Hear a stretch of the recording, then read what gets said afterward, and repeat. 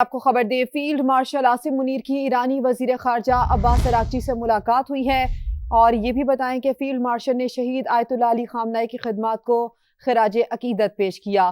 Field marshal Asim Munir की ईरानी वजीर खारजा Abbas Araghchi से तेहरान में मुलाकात हुई है। फील्ड मार्शल सैयद आसिम मुनीर ने शहीद आयतुल्लाह खामनेई की खिदमत को खिराज अकीदत पेश किया। बात करेंगे, सुमेरा खान ने हमें ज्वाइन किया है। सुमेरा, इसकी क्या तफसीलात शेयर करेंगी आप? जी बिल्कुल, एक अहम मुलाकात हुई है और अहम मौके पर हुई है। Field marshal Syed Asim Munir Iran पहुंचे थे आज ही तेहरान, और उनको वहां पर वालेहाना इस्तकबाल किया गया ईरानी हुकाम की जानिब से। सिविल मिलिट्री लीडरशिप उनकी वहां पर मौजूद थी, और उसके फौरन बाद उनकी ईरान के वजीर खारजा अब्बास अरागची से तेहरान में ही मुलाकात हुई है। मुलाकात के दौरान फील्ड मार्शल सैयद आसिम मुनीर ने शहीद आयतुल्लाह अली खामनेई की ईरान के लिए खिदमत को जबरदस्त खिराज अकीदत पेश किया।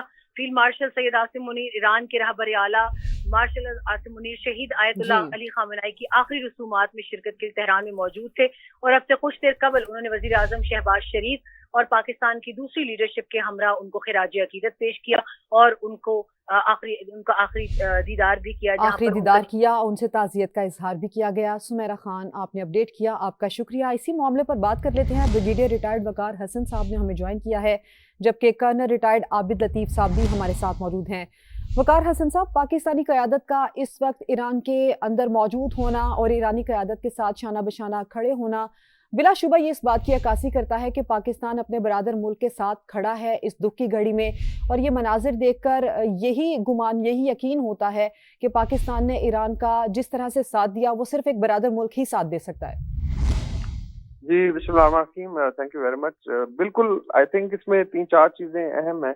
एक तो जो अवाम की अकीदत है सैयद अली खामनेई के साथ और ईरान के अवाम के साथ, उसका इजहार था, और एक ऐसा मौका था जहाँ पे अवाम की पूरी रिप्रेजेंटेशन की गई है। अगर आप लीडरशिप का देखें, इसमें military leadership under Syed field marshal Syed Asim Munir, Shahbaz Sharif साहब हैं, फॉरेन ऑफिस की तरफ से सब लोग गए हुए हैं। इसी तरीके से हमारे उलमा का डेलीगेशन है, फिर अपोजिशन लीडर है और पार्लियामेंट। तो मेरे ख्याल में पाकिस्तान की भरपूर नुमाइंदगी है। दूसरा जो है, इसमें एक रीजन के लिए भी मैसेज है कि जो कुव्वतें, स्पेशली ज़ायनिस्ट लॉबी है या भारतीय लॉबी है या नियो कॉन्स है वेस्ट में, चाहते थे कि खुदा न खास्ता इंतशार हो, वो इंशाल्लाह उसका रास्ता रोक दिया गया है, और पाकिस्तान हर लिहाज से खित्ते में अमन के लिए काम करता रहेगा। जो मुलाकातें साइड लाइन पे हुई हैं, ये भी इम्पोर्टेंट है, ताकि लास्ट मिनट में जो भी टाइम हो उसमें बाकी अमूर पे भी एक अंडरस्टैंडिंग पैदा की जाए। सबसे बड़ी बात यह है कि ईरान के अवाम को शायद फर्स्ट टाइम एहसास हुआ बड़े से बात कि पाकिस्तान ही उनकी स्ट्रेटेजिक डेप्थ है, और पाकिस्तान हर मुश्किल घड़ी में और अमन हो, जंग हो, उनके साथ खड़ा रहेगा। और ये आई थिंक एक नई शुरुआत है जिसका अभी आगाज हुआ है। साथ ही वकार हसन साहब, डॉक्टर जमील अहमद साहब भी हमें ज्वाइन कर चुके हैं, लेकिन आबिद लतीफ़ साहब से सवाल करते हैं। आबिद लतीफ़ साहब, पाकिस्तानी क़यादत का इस वक्त ईरान में खड़े होना, ईरान के अवाम के साथ, ईरानी क़यादत के साथ शाना बशाना, कदम कदम खड़े होना, ये कितनी अहमियत का हामिल है, क्या समझते हैं आप? जी, बहुत शुक्रिया मुझे इनवाइट करने के लिए। जी, जाहिर है बहुत इम्पोर्टेंट है जी, क्योंकि ना सिर्फ ये कि पाकिस्तान आज आपको विजुअल्स में नजर आ रहा है कि वहाँ पे पाकिस्तान की लीडरशिप मौजूद है, पाकिस्तान के prime minister, CTF general Asim, interior minister Yousuf Raza Gilani साहब और बहुत सारे लोग, बल्कि आपने पिछले जो 300 डेज के अंदर जिस तरीके से पाकिस्तान ने हर मौके पे न्यूट्रल रहते हुए ईरान का जो आप कहिए कि इस मामले में उसको सॉल्व करने के लिए जो रोल अदा किया, उसको ना सिर्फ ईरान की क़यादत बल्कि ईरान के अवाम भी बहुत सराहते हैं, और उससे पाकिस्तान का स्टेचर ग्लोबली तो और रीजनली तो बहुत इन्हेंस हुआ ही, लेकिन ईरान के जो अवाम हैं उनकी नज़रों में भी बहुत हुआ, क्योंकि आप उनकी पार्लियामेंट में उसका इज़हार देखें, आप लोगों में देखें, आप उनके इवन आर्ट एंड कल्चर के अंदर और जो उनके सॉन्ग्स के अंदर और जो पब्लिक का एक आउटबर्स्ट होता है उसमें भी देखने तो आपको जगह जगह नजर आता है। तो इमाम जो अली खामेनेई साहब हैं, उनकी आखिरी रसूमात में इस तरीके से इतने बड़े डेलीगेशन का जाना, वो एक बिल्कुल। आबिद लतीफ़ साहब, आपने दुरुस्त फरमाया।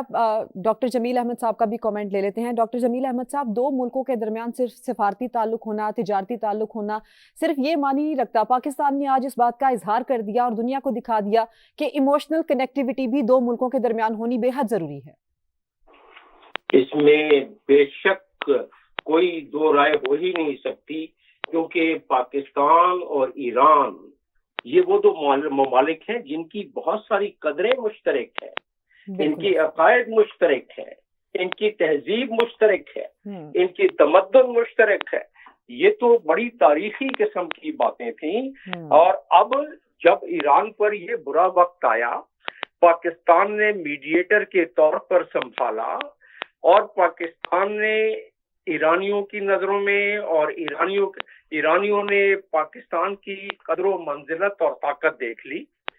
جب یہ ان کو مزید نظر آیا تو انہیں اپنے ایک بھائی ملک، ایک برادر ملک کو سامنے کھڑا پا کر اس مشکل گھڑی میں ایران سمجھ گیا کہ اس پورے خطے میں اس کا خیر خواہ کون ہے.